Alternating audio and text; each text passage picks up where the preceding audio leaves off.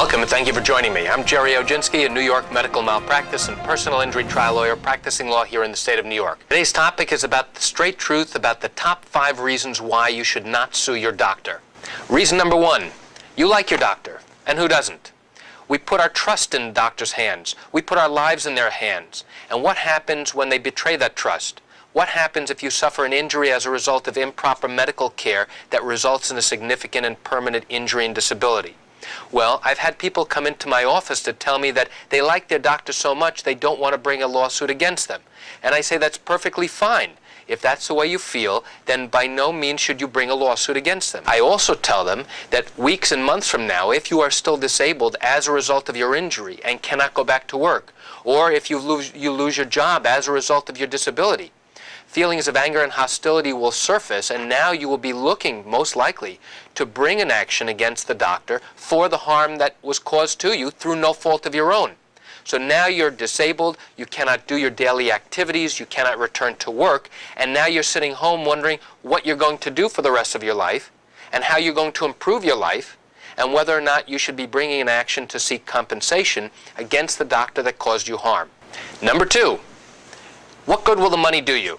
Now, that's a typical phrase that defense attorneys like to raise during jury selection and, most importantly, during closing arguments in a trial. Okay, we recognize that this person has been injured, but what good will the money do them? Well, in our system of justice, compensation is the only thing we have that will try and make that person whole again. We can't turn the clock back. We can't go back and say, doctor, do me a favor, don't do that, because this person will suffer an injury if you do that. So what do? Well, our system allows us to obtain compensation, and literally, anytime someone causes harm to someone else, they incur a debt that has to be repaid, okay?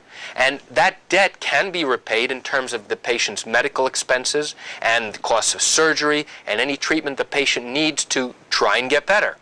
But what about other economic expenses like their lost earnings, their inability to go to work, their inability to provide for their family?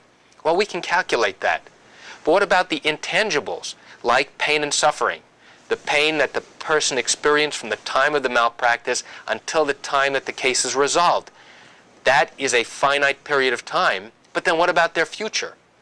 If we're able to determine that this person's injury is permanent and they will have it for the rest of their life, that person is entitled to receive compensation for their pain and the suffering that it caused. The follow-up argument to that is, well, they can go on welfare, they can go get Medicaid. Well, here's another problem. Why should now this injured victim be a burden on the city? Why should they be a burden on Social Security? Why should they be a burden on Medicaid? They shouldn't.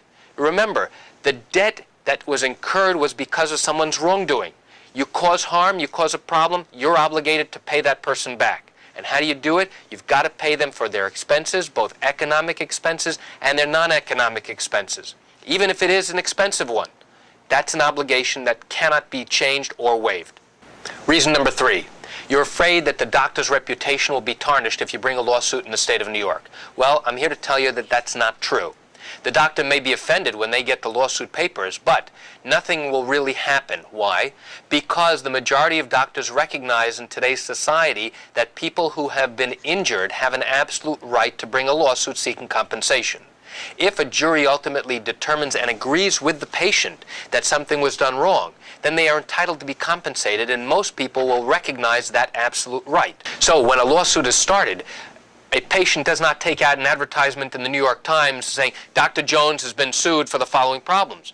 Most malpractice cases in New York tend to be relatively private matters, unless, of course, it's something so egregious and so outrageous that it involves a lot of news coverage. But for the most part, the doctor's reputation will not be tarnished in any regard. Reason number 4, your doctor will be banished from the medical community if they are sued for malpractice. That is absolutely incorrect. Just as I explained in reason number 3, nothing will happen to the doctor if they are sued for medical malpractice. They will not lose their license, they will continue practicing medicine, and their hospital privileges will continue. Reason number 5, you're afraid that your doctor is going to shut his practice if they get sued for a lawsuit. No, they won't. Their practice is going to continue. That's it for today's video tip on the top 5 reasons why you shouldn't sue your doctor. Thank you for joining me. I'm Gerry Oginski. Have a great day.